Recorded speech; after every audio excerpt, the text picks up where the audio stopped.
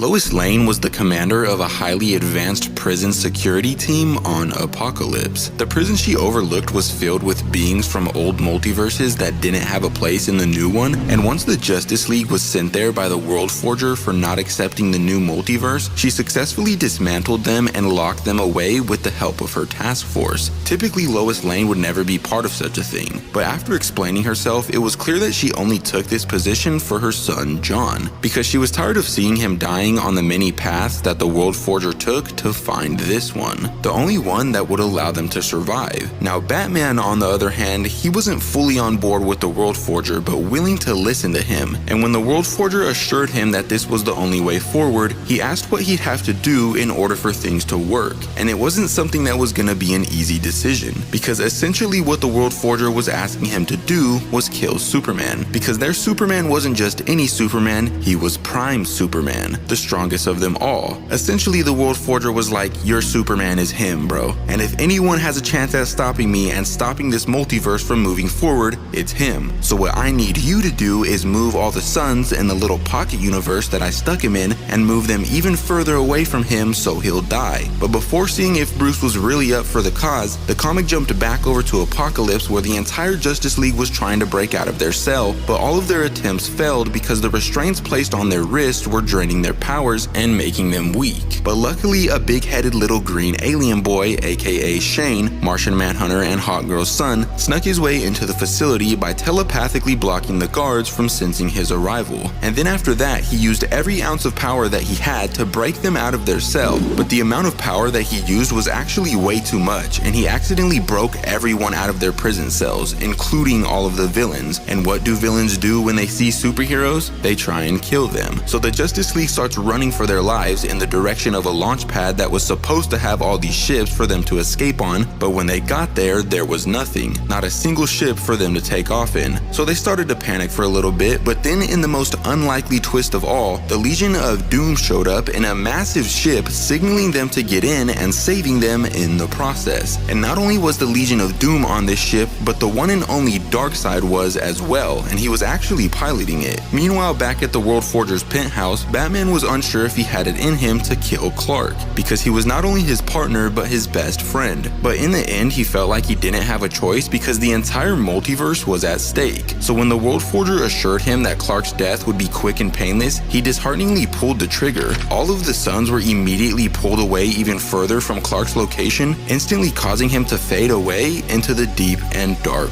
abyss. But sadly, that's when our issue comes to an end, but if you want to see what happens next, let me know in the comments down below.